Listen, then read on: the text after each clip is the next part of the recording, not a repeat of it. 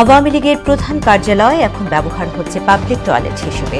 আধিপত্যের প্রতিবাদে ক্ষোভের প্রতিফলন বলছে সাধারণ মানুষ। মব সৃষ্টিকারীদের প্রশ্রয় দিয়ে সরকার ভিন্ন পরিস্থিতি তৈরি করছে কিনা প্রশ্ন তারেকের। গণতান্ত্রিক সরকার না থাকায় অপরাধ বাড়ছে বললেন ফখরুল। সন্ত্রাস চাঁদাবাজ টিকিয়ে রাখতে চায় একটি দল, অভিযোগ এনসিপির। জুলাই আন্দোলনের প্রত্যাশা পূরণ না হওয়ায় হতাশা। এবং ফেনীতে বন্যা পরিস্থিতির কিছুটা উন্নতি, কমেছে মুহুরী নদীর পানি। এখনও আশ্রয় কেন্দ্রে ৪,৫০০ মানুষ। চলছে ত্রাণ বিতরণ।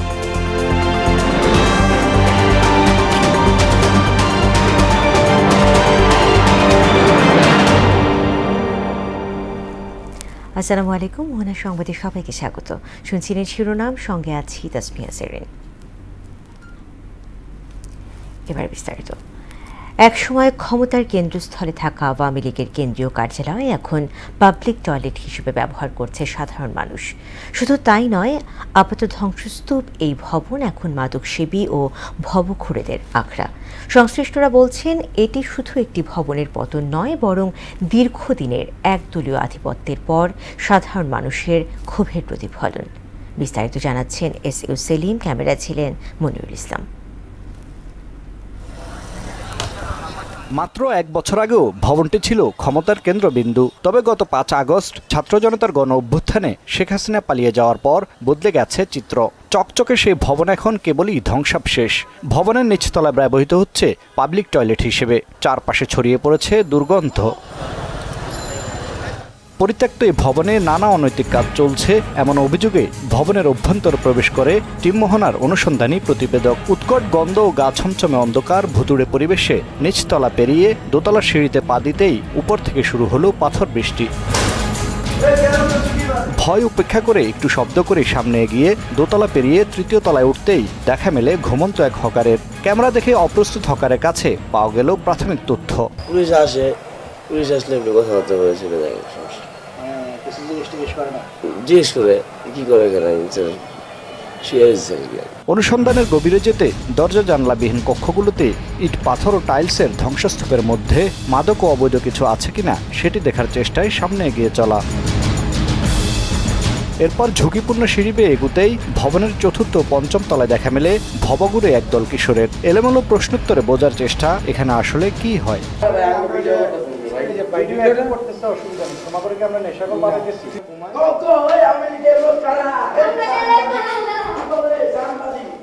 ভবনের ষষ্ঠ থেকে দশম তলায় সিঁড়ি ও লিফটের পাশে অসংখ্য ছোট ছোট কামরার দেখা মেলে। ছাত্র জনতার ভাঙন ও আগুনে ধ্বংসস্তূপের মধ্যেও সেগুলোকে স্বাভাবিক অফিস কক্ষ মনে হয়নি। কোন রুমের আয়তন ৪ থেকে ৬ ফিটের বেশি নয়। তাই রুমগুলো নিয়ে কৌতূহল স্থানীয়দের। ৩ ফিট ৪ ফিটের যে রুমগুলো, এগুলো আসলে কি ক্ষেত্রে তৈরি হয়েছে, এগুলো কিন্তু ভাততুমও বোঝা যায় না। ৫ তারিখে হাসিনা পতনের পর যারা এই পার্টি অফিসে উঠছে তারা মনে করেন তারা এই গ্যালাসগুলো ভেঙে দেখলো আর কি, যে ভিতরে এই অবস্থা। সামনে গ্যালাস প্লাস একজনের পোস্টার, ভিতরে কি রুম এটা তো আর কেউ বোঝে না। ভবনটি একসময় যেভাবে ক্ষমতার কেন্দ্রবিন্দু ছিল তা যেন এখন একটি পরিত্যক্ত পরিসর। দীর্ঘদিনের একদলীয় আধিপত্যের পর এই ভবনের প্রতিটি ফ্লোর যেন সাধারণ মানুষের ক্ষোভ, হতাশা ও বঞ্চনার এক একটি প্রতীকী প্রতিফলন। যে আপোষে পিছছে তারা ছেড়ে দিচ্ছে, আর যে না হয়তো হরে এখান থেকে কিছু করে বুঝে নিত পারে না, যে এমন কোনো কিছু না। ঠিক আছে, ক্ষমতা এমন এক জিনিস, তারাই ক্ষমতা দেখাইছে, তারাই ক্ষমতার ফল পাইছে,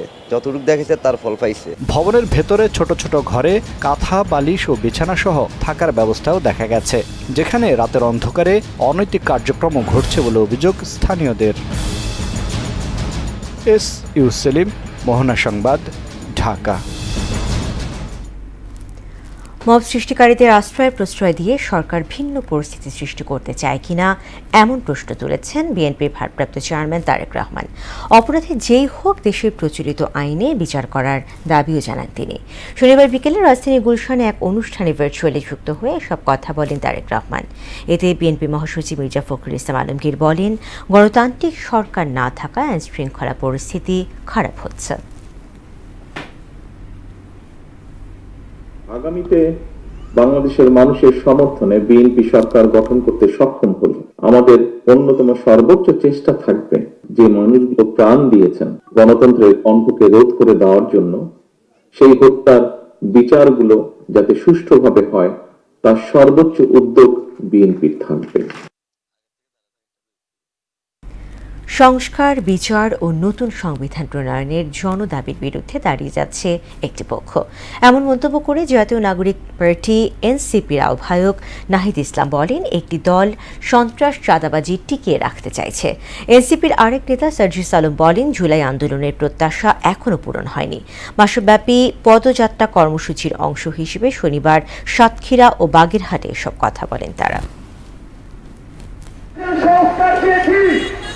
বিচার চেয়েছি এবং নতুন সংবিধান চেয়েছি, কিন্তু এই সকল জনদাবির বিরুদ্ধে দাঁড়িয়ে যাচ্ছে একটি পক্ষ, যারা পুরাতন রাজনীতিকে টিকিয়ে রাখতে চায়, যারা চাঁদাবাজ এবং সন্ত্রাসকে টিকিয়ে রাখতে চায়। কিন্তু আমরা বলেছি, বড় অভ্যুত্থানের পরে এত মানুষের জীবন দানের পরে তারা যদি মনে করে তারা আগে পুরাতন রাজনীতি করবে, তাহলে এটা এত সহজ হবে না। ফেনীতে বন্যা পরিস্থিতির কিছুটা উন্নতি হয়েছে। জেলা প্রশাসনের দেয়া তথ্য মতে মুহুরী নদীর পানি পরশুরাম ও ফুলগাজী উপজেলার বিপদসীমার ৩.61 মিটার নিচ দিয়ে প্রবাহিত হচ্ছে। তবে ছাগলনাইয়া পয়েন্টে হরিপুর এলাকায় মুহুরী নদীর পানি ২০ সেন্টিমিটার ওপর দিয়ে প্রবাহিত হচ্ছে। ৪,৫০০ মানুষ এখনও আশ্রয়কেন্দ্রে রয়েছে। ঘরে ফিরেছে ৫,০০০ মানুষ। ৮৭টি আশ্রয়কেন্দ্র চালু রয়েছে। উপজেলাগুলোতে ১৬০ মেট্রিক টন চাল বরাদ্দ দেওয়া হয়েছে। দুর্গতদের মধ্যে ২২০০ প্যাকেট শুকনা ও অন্যান্য খাবার দেওয়া হয়েছে। দর্শক, ফেনী বন্যা পরিস্থিতি নিয়ে জানাতে আমাদের সঙ্গে যুক্ত হচ্ছে সহকর্মী সুরঞ্জিত নাগ। সুরঞ্জিত, ফেনীর বন্যা পরিস্থিতি কতটা উন্নতি হয়েছে? ঘরে ফেরা মানুষের দুর্ভোগের চিত্র আমাদেরকে জানাবেন।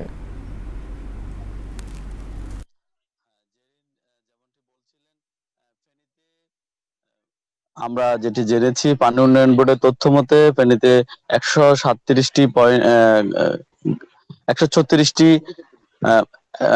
ফেনীতে 3টি নদীর বেড়িবাঁধ ভেঙে প্রায় 36টি পয়েন্টে ভেঙে 137টি গ্রাম প্লাবিত হয়েছে। এর মধ্যে 121টি গ্রাম থেকে পানি নেমে গেছে। কিন্তু পানি নেমে গেলেও কিন্তু মানুষের দুর্গতি এবং কি মানুষের যে দুর্ভোগ দিন দিন ভটতলির যে তুলাবাড়িয়া গ্রামে এখানকার যে পরিস্থিতি আমরা দেখতে পাচ্ছি যে এখানকার মানুষজন পানির কারণে তারা ঘর থেকে বের হতে পারছে না এবং কি চারিদিকেই আজকে প্রায় ৪-৫ দিন ধরে পানি জমে থাকার কারণে জলাবদ্ধতা সৃষ্টি হয়ে আছে। আমরা যেটি দেখছি, আমরা দেখানোর চেষ্টা করছি যে খাল দেখতে পাচ্ছি যে আমরা ফেনী শহর থেকে এটি গ্রামের দিকে প্রবাহিত হয়েছে, কিন্তু এখানে খালটি পরিষ্কার না থাকার কারণে এবং কি খালটি দীর্ঘদিন ধরে ফেনী পৌরসভার পক্ষ থেকে কোনো উদ্যোগ না নেওয়ার কারণে এবং কি যেসব খাল এবং কি যেসব পানি যে সরে যাওয়ার যে জায়গাগুলো, এগুলো সবগুলো অবৈধ স্থাপনা এবং দখলের কারণে দিন দিন আমাদের যে ফেনীর যে জলাবদ্ধতা আরো বাড়ছে। কিন্তু পানি নেমে গেলেও এইসব জলাবদ্ধতার কারণে মনে হচ্ছে যেন মানুষকে আরো বেশ কিছুদিন ধরে এই দুর্ভোগ পোহাতে হবে। আর বিশেষ করে যারা বাড়ি ফিরেছে আশ্রয় কেন্দ্র থেকে, আমরা যেটি আপনার এই তথ্যের সাথে আমরা একটু যুক্ত করতে চাই। ফেনীতে প্রায় ৯,০০০-এরও বেশি মানুষ বাড়ি ফিরেছে এবং কি ১৩টি পরিবারের ৮৪৫ জন এখন আশ্রয় কেন্দ্রে আশ্রিত আছে। আর আমরা যারা বাড়ি ফিরেছে তাদের অনেকেরই ঘর, চাল, চুলো কিছুই নেই।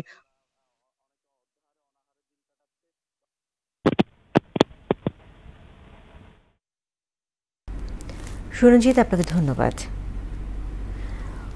গত কয়েকদিন বঙ্গোপসাগরে সৃষ্ট লঘুচাপের কারণে সমুদ্র উত্তাল থাকায় মাছ না পেয়ে খালি হাতে ফিরেছেন পাথরঘাটার জেলেরা। তাতে কষ্টে জীবনযাপন করছেন তারা। তবে প্রতিকূল আবহাওয়া কেটে গেলে মাছ ধরা পড়বে বলে জানালেন মৎস্য কর্মকর্তা। সুমন মোল্লার প্রতিবেদন জানাচ্ছেন সিফাত রহমান জেসে। বঙ্গোপসাগরে সৃষ্ট লঘুচাপের প্রভাবে কাঙ্ক্ষিত মাছ পাচ্ছেন না পাথরঘাটার জেলেরা। নিষেধাজ্ঞার পর বেশি মাছ ধরার আশায় সমুদ্রে পাড়ি জমালেও বৈরী আবহাওয়ায় মাছ না পেয়ে খালি হাতে ফিরতে হচ্ছে জেলেদের। লঘুচাপের প্রভাবে সমুদ্র উত্তাল থাকায় মাছ ধরার সরঞ্জাম সহ ট্রলার ক্ষতিগ্রস্ত হওয়ায় মাছ না ধরে ফিরছেন ঘাটে।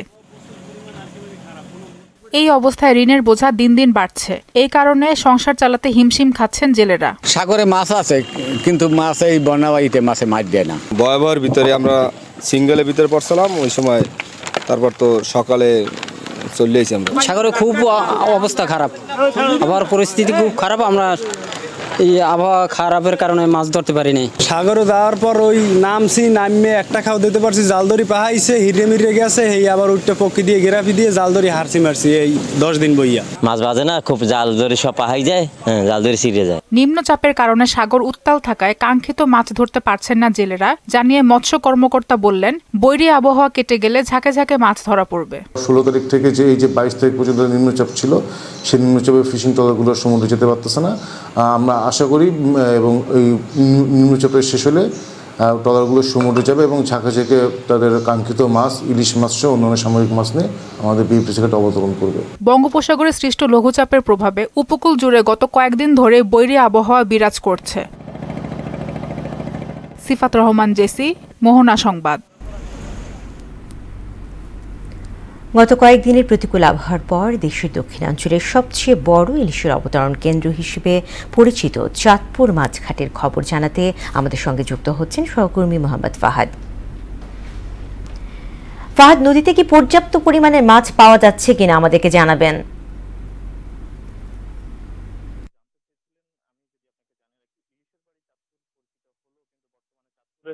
নদীগুলো তো জেলেদের জালে কিন্তু দেখা যাচ্ছে না ইলিশ।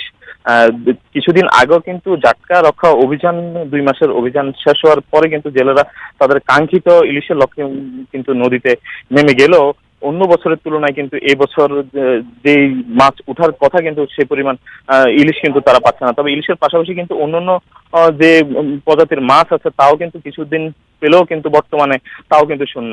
জেলেরা মূলত যে 2 মাস সময় তারা অভিযানের সময় কিন্তু তারা বিভিন্ন এনজিও থেকে ঋণ নিয়ে কিন্তু মূলত তারা ওই সময়টা অতিবাহিত করার পরে কিন্তু ইলিশের লক্ষ্যে কিন্তু নদীতে নেমে যখন ইলিশ পাচ্ছে না তারা এই সময়টাতেই কিন্তু হতাশা দেখা যাচ্ছে। এবং কি আমি যদি আপনাকে আরেকটু বিষয়ে যদি জানিয়ে রাখতে চাই, আমি এই মুহূর্তে আছি চাঁদপুরের হরিনাথ ফেরিঘাট এলাকায়, যেখানে এই আমার পিছনে এই যে মেঘনা পাড়ে যেই সাইডটা আসে এখানে কিন্তু জেলেদের হাক ডাকে উৎসব মুখর একটা পরিবেশ সৃষ্টি হয়। কিন্তু এখন কিন্তু দেখা যাচ্ছে শুনশান নীরবতা। মূলত জেলেরাও কিন্তু নদীতে নেমে বারবার হতাশ হয়ে ফিরে যাচ্ছে। তবে যদিও কিছু মাছ জেলেদের জালে পড়ছে, তাও কিন্তু তাদের যে জ্বালানি খরচ এবং বোট খরচ তার তুলনায় খুবই সামান্য হিসাবে আমাদের যেটুকু তারা জানাচ্ছেন। তবে আমি আপনাকে আরেকটু বিষয় জানিয়ে রাখতেছি যে জেলেরা আমাদের যেমনটা বলেছেন যে এইভাবে যদি চলতে থাকে বেশিরভাগ জেলেরাই কিন্তু তাদের পেশা পরিবর্তনের দিকে চিন্তা ভাবনা করতেছেন।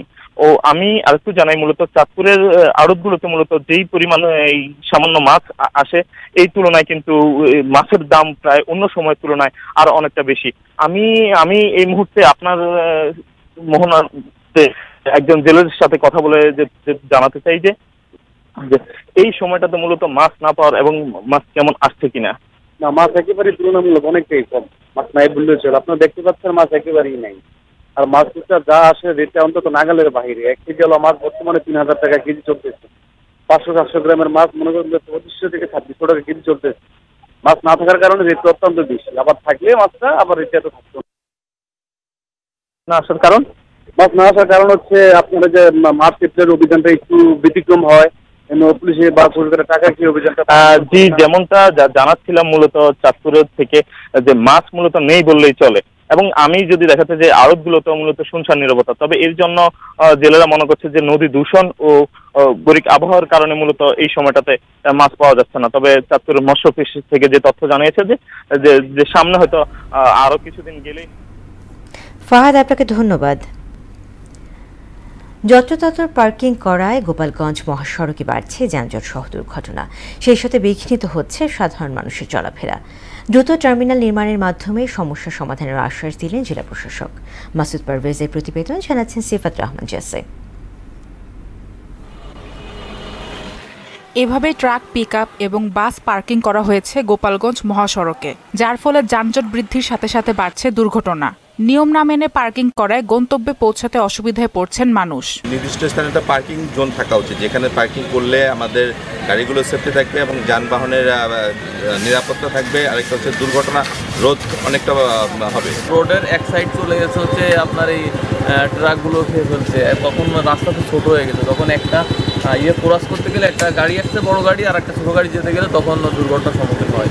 চাহিদার তুলনায় বাস টার্মিনাল না থাকায় নিয়ম মেনে পার্কিং করতে পারছেন না বলে জানালেন পরিবহন শ্রমিকরা। ধরেন আমাদের রাস্তার সাইডে আমরা রাখি, কারণ আমরা বাস গাড়ি রাখার আমাদের জায়গা নাই, আমাদের বাড়ির সমস্যা হচ্ছে। আমাদের গাড়ি রাস্তায় রাখতে হয়, বড় টার্মিনালে আমরা ভালোভাবে মনে করেন গাড়িগুলো রাখতে পারবো। গাড়ি যদি দাঁড়াই থাকে, আমরা যদি একটা ছোট গাড়ি নিয়ে যাই, সামনে গাড়ি এসে পিছনে গাড়ি, তখন অনেক সময় বাধা সৃষ্টি হয়। এতে আমাদের অনেক জায়গায় অ্যাক্সিডেন্ট হয়। সরেজমিনে পরিদর্শনের পর পার্কিং এর জন্য জায়গা নির্ধারণ করে বড় পরিসরে টার্মিনাল নির্মাণে দ্রুতই কাজ করা হবে জানালেন জেলা প্রশাসক। 600 গাড়ি থাকার উপযোগী বাস টার্মিনাল হওয়া প্রয়োজন ছিল, সেখানে 150 গাড়ি উপযোগী বাস টার্মিনাল করা হয়েছে। আমরা শুরুতে তাদেরকে এই নিয়মে আশ্বস্ত করেছি যে 600 গাড়ির জন্য ইতিমধ্যে জায়গা অধিগ্রহণ করা আছে, সেই বিষয়টি আমরা ঊর্ধ্বতন মহলে যোগাযোগ করে খুব শীঘ্রই 600 গাড়ির জন্য উপযোগী ব্যবস্থাপনা দিতে যাচ্ছি। দ্রুত টার্মিনাল নির্মাণের মাধ্যমে যানজট সমস্যার সমাধান হবে বলে প্রত্যাশা গোপালগঞ্জবাসীর। সিফাত রহমান, জেসি, মোহনা সংবাদ। এবারে সারা দেশে অনুষ্ঠিত সভা সমাবেশ নিয়ে প্রতিনিধিদের তথ্যচিত্রে দেখবেন একটি ডেস্ক রিপোর্ট। রাজশাহীতে প্রধান উপদেষ্টার প্রেস উইংয়ের সাথে সরকারি কর্মকর্তা, সাংবাদিক ও সুধীজনের মতবিনিময় সভায় উপস্থিত ছিলেন প্রধান উপদেষ্টার উপপ্রেস সচিব মোহাম্মদ আবুল কালাম আজাদ মজুমদার। চট্টগ্রাম সহ বিভাগীয় শহরে হাইকোর্টের স্থায়ী বেঞ্চ স্থাপনের সিদ্ধান্তকে স্বাগত জানিয়ে চট্টগ্রাম প্রেস ক্লাবে স্টেক হোল্ডারদের মতবিনিময় সভা অনুষ্ঠিত হয়েছে। এতে হাইকোর্ট বেঞ্চ বাস্তবায়ন পরিষদের আহ্বায়ক অ্যাডভোকেট ASM বদরুল আনোয়ার সহ অন্যরা উপস্থিত ছিলেন। রংপুর পুলিশ লাইন্স পার্কে বেকারদের কর্মসংস্থানের জন্য ইউসেফ চাকুরি মেলার আয়োজন করে। এতে সভাপতিত্ব করে জেলা প্রশাসক মোহাম্মদ রবিউল ফয়সাল। রাজশাহী মহানগর বিএনপি আয়োজিত নতুন সদস্য সংগ্রহ, নবায়ন কর্মসূচি ও ফর্ম বিতরণ সভায় উপস্থিত ছিলেন বিএনপির জাতীয় স্থায়ী কমিটির সদস্য ডক্টর আব্দুল মঈন খান। জাতীয়তাবাদী শ্রমিক দল নাটোর জেলা শাখার আয়োজনে শ্রমিক সমাবেশে উপস্থিত ছিলেন বিএনপির কেন্দ্রীয় নির্বাহী কমিটির সদস্য অ্যাডভোকেট রুহুল কুদ্দুস তালুকদার দুলু। গোপালগঞ্জে গ্রাম পুলিশ সম্মেলন অনুষ্ঠিত হয়েছে। এতে প্রধান অতিথি হিসেবে উপস্থিত ছিলেন জেলা প্রশাসক মোহাম্মদ কামরুজ্জামান। আশুগঞ্জে ব্রাহ্মণবাড়িয়া জেলা জামায়াতে ইসলামীর আমির অধ্যক্ষ মাওলানা মোহাম্মদ মোবারক হোসেনের নির্বাচনী গণসংযোগ অনুষ্ঠিত হয়েছে। ঝিনাইদহ সদর হাসপাতালে উন্নত চিকিৎসা সেবা চালুর দাবিতে সংবাদ সম্মেলন অনুষ্ঠিত হয়েছে। ঝিনাইদহ উন্নয়ন সংগ্রাম সমন্বয় কমিটির ব্যানারে এই সংবাদ সম্মেলনের আয়োজন করা হয়। দিনাজপুরের ঘোড়াঘাটে MF এর রেকর্ডীয় সম্পত্তি দখল করার প্রতিবাদে মানববন্ধন ও প্রতিবাদ সভা অনুষ্ঠিত হয়েছে। কুমিল্লার মুরাদনগরের ইউসুফনগর পূর্ব আলগাবাড়ি গ্রামে মনির হোসেন হত্যা মামলার আসামিদের দ্রুত গ্রেপ্তার ও এলাকার নিরীহ মানুষদের মিথ্যা মামলা দিয়ে হয়রানির প্রতিবাদে মানববন্ধন অনুষ্ঠিত হয়েছে। আফরিন পপি, মোহনা সংবাদ। এর সাথে শেষ করছি মোহনা সংবাদ। যাবার আগে শিরোনামগুলো আরও একবার।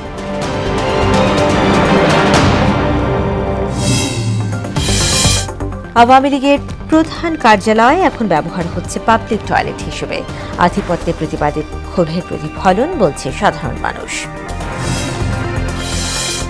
মব সৃষ্টিকারীদের প্রশ্রয় দিয়ে সরকার ভিন্ন পরিস্থিতি তৈরি করছে কিনা প্রশ্ন তারেকের। গণতান্ত্রিক সরকার না থাকায় অপরাধ বাড়ছে বললেন ফখরুল। সন্ত্রাস চাঁদাবাজি টিকিয়ে রাখতে চায় একটি দল, অভিযোগ এনসিপির। জুলাই আন্দোলনের প্রত্যাশা পূরণ না হওয়ায় হতাশা। এবং ফেনীতে বন্যা পরিস্থিতির কিছুটা উন্নতি, কমেছে মুহুরী নদীর পানি। এখনও আশ্রয় কেন্দ্রে ৪,৫০০ মানুষ। চলছে ত্রাণ বিতরণ।